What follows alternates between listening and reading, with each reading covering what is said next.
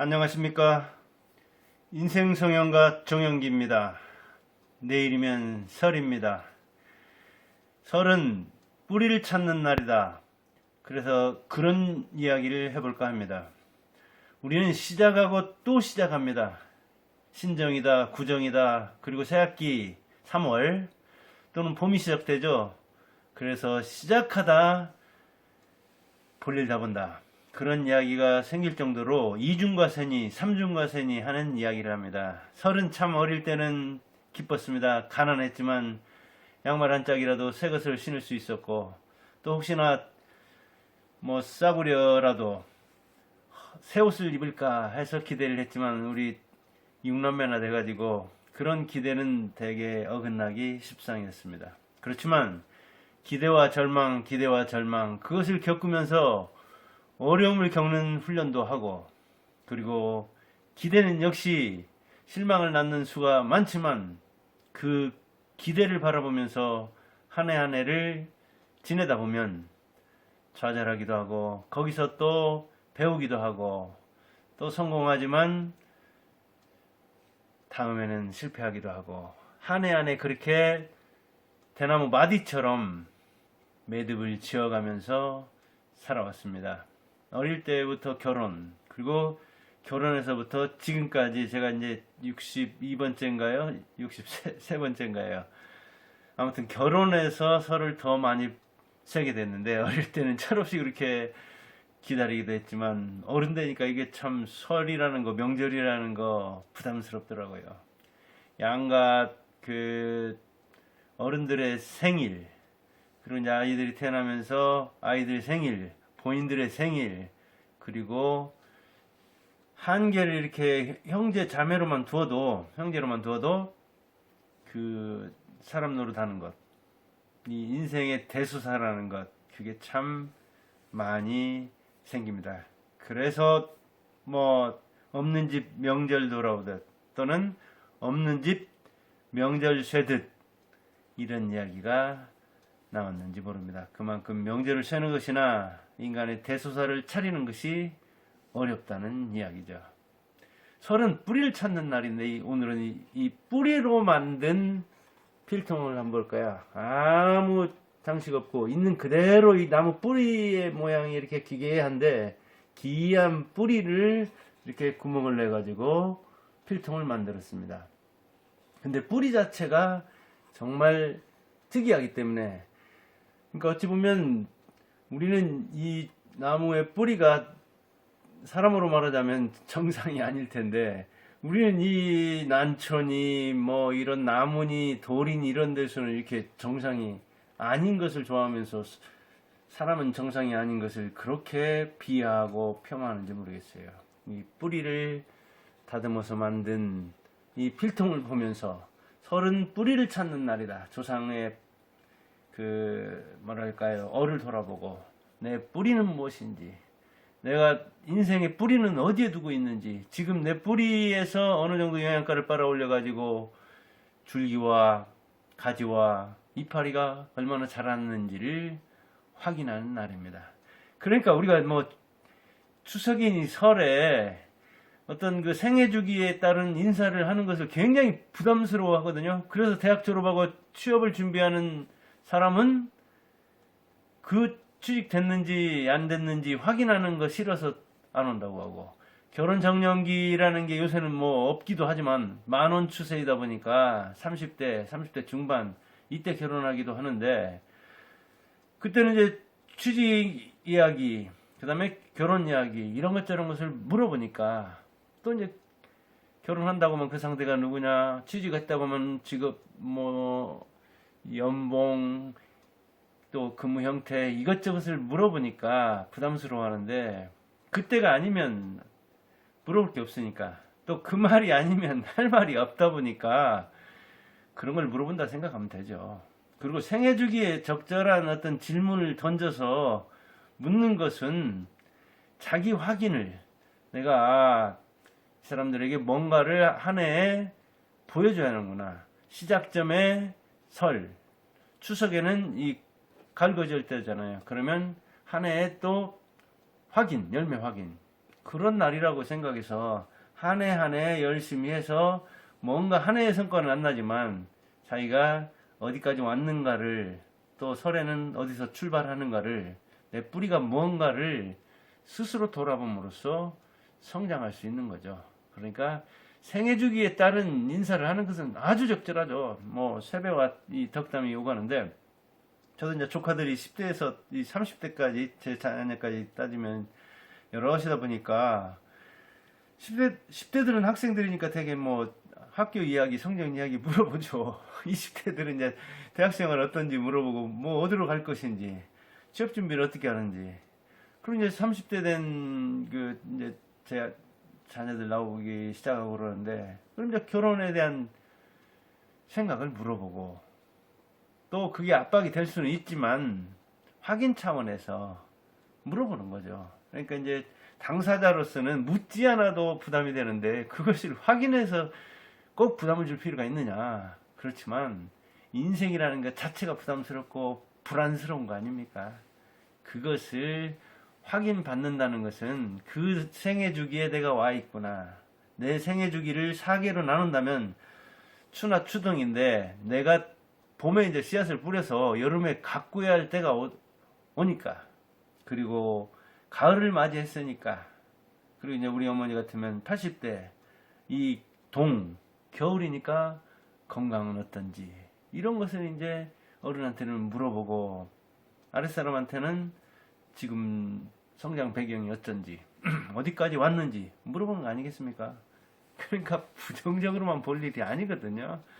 그리고 이제 우리 집은 이제 오남 일례다 보니까 며느리들이 많은데, 요즘 특히 그 뭐랄까 명절에 대해서 여자들이 부담을 많이 갖고 있죠. 뭐 부담스러운 건 사실이죠.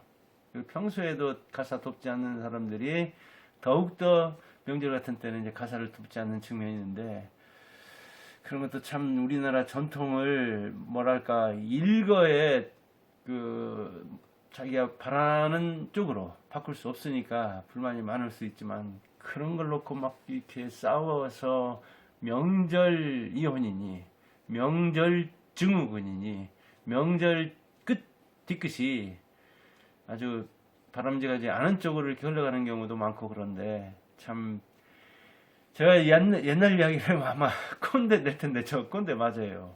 60대니까 꼰대 맞는데 합리적인 꼰대가 되려고 합니다. 옛날 것이라고 해서 전부 다 폐기 처분할 게 아니고, 요즘 것이라고 해서 전부 다 용인할 게 아니다, 그런 이야기죠. 좀 서로 이렇게 배려하고 양보해서 합점을 찾아가야 하는, 접합점을 찾아가는, 그래서 조율한, 그럴 때 요란하지 않겠죠. 그럴 때 갈등도 줄어들겠죠.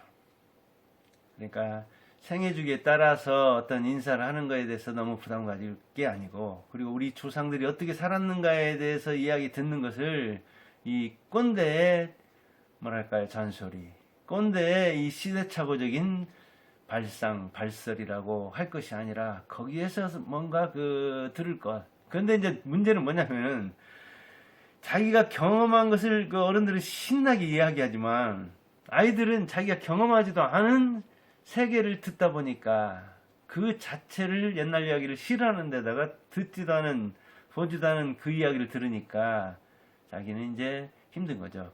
그러니까 자기가 이렇게 겪어온 세상을 아이들은 겪어오지 않았잖아요. 그러나 아이들이 겪는 그 세계를 어른들은 봤잖아요. 저도 제 자녀들이 둘이 지금 다 30대에 육박했는데, 그리고 30대 초반에 들었는데 어떻게 자랐는 걸 봤잖아요.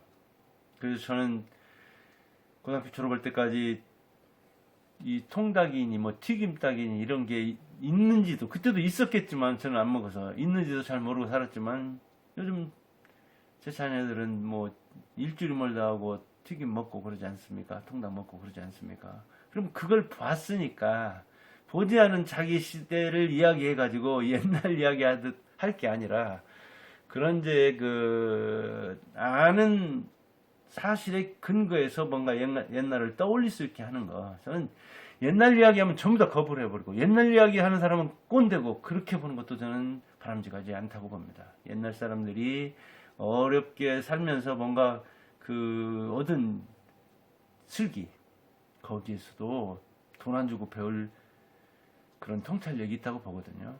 그 경험에서도 뭔가 살 게 있다고 보거든요. 그래서 그 사람들의 말도 좀 참고 들어주는 것도, 그리고 이제 꼰대들도 정말 자기가 하고 싶은 이야기도 너무나 그 뭐랄까요, 그대로 그걸 받아들이라고, 조선시대 정말 양반처럼 그렇게 이야기하면 안 되겠죠. 현대화 시킬 필요가 있는 거죠. 근데 요즘 보면 이 세배 같은 것에서도 이 돈만 남고 뜻은 좀 사라진 측면이 있는 것 같아요. 이 새 인사인데, 새 인사이면 어른들은 이제 덕담을 해야 되겠지만은 그 손아래 사람들은 뭔가 그 어른들에게 또 바라는 바 내지 들려주는 바, 이런 것들이 있어야 되죠. 그래서 어른들도 생각해서 이야기해야 되겠지만 이제 손아래 사람, 세배하는 사람도 뭔가 이야기를 해야 돼요. 저 이제 우리 집에 이제 다 모여가지고 세배하면서 이렇게 뭐 적어도 이제 대표들이 이야기를 하게 하고 뭐 좀 수평적으로 말이 통하도록 하려고는 하는데 뭐 그게 원활하지는 않지만 비교적 합리적으로 인사말을 나누고, 새해에 원하는 바, 바라는 바도 이야기하도록 하려고 하고, 우리 어머니도 이제 80대지만 뭐 80대 노인으로서는 조금 합리적이랄까, 조금 신식이랄까, 그런 면모를 보이는데 이제 받아들인 사람들은 또 어쩐 일은 모르죠. 아무튼 말만 하려고 그런 게 아니라 이제 들으려고 하는 할머니, 정치력을 발휘해서 이 갈등을 해소하고 이 고부간의 갈등을 되도록이면 줄이려는 뭐 그런 면모가, 큰아들인 제가 볼 때는 보이는데, 며느리들이 이제 5이나 되다 보니까 뭐 다르게 또 받아들일 것입니다.